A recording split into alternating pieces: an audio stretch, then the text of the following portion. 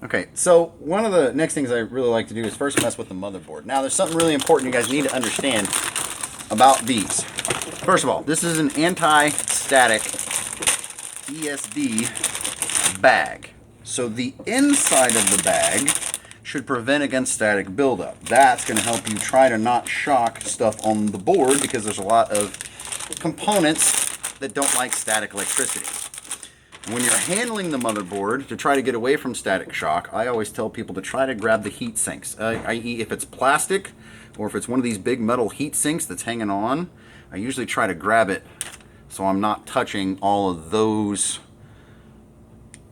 specific parts and components on the board. It's less chance of me basically getting static sent to the board. Now, commonly, people will do this. Hey, it's an electrostatic bag. I'm going to put it right down on top of it. No, do not do that. This bag is designed to spread static discharge around the outside. Never, ever, ever sit any electronic component on the bag itself. Keep it away. Now, if you want to set it on cardboard, perfectly fine. Cardboard's actually not that good of a conductor, so you can do that too. But this, again, is why I try to put my motherboard in my case first.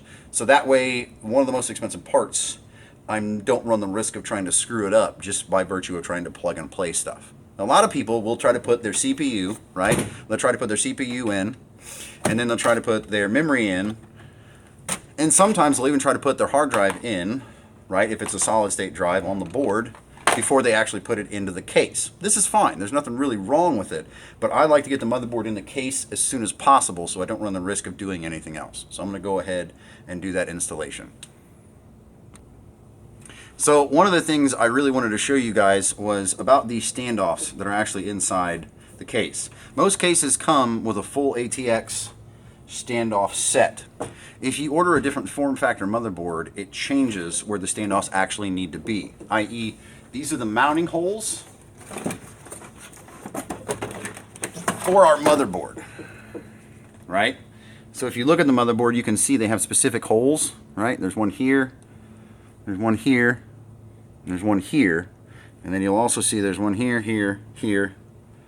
Basically, anywhere that has those tabs is where we're going to want to mount the motherboard. What you're really trying to do is make sure when you're putting the motherboard in, that the standoffs are in the right place when you're putting your motherboard down. If they're not, you run the risk of shorting all of those electrical contacts at one point or another. And that's bad, bad news when you go to power up the system. Sometimes it can even be bad if you're just plugging it in. So what you want to do is make sure, right, that all your holes match up. And I usually line them up just to be safe before I put it down. And I'm going to look through all the holes and make sure I see the mounts, and I do. I also like to count in my head. 1, 2, 3, 4, 5, 6, 7, 8, 9. I know I have 9 mounting holes on a full ATX motherboard. So I'm going to look and make sure 1, 2, 3, 4, 5, 6, 7, 8, 9. I have all the mounting screws there. More importantly, I don't have any standoffs where they're not supposed to be.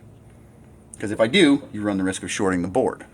Also, if you're missing a standoff, these motherboards are still susceptible to cracking. So, if you put your motherboard in and you don't screw it down to a standoff and you go to plug stuff in and out, you can actually be doing damage to the motherboard. There's that many screws for a very good reason. So when you're putting your motherboard in, just be careful of that. But our case comes with everything in place already. I didn't have to add or subtract any of those. So you guys should be able just to take your motherboard out, plug it straight in.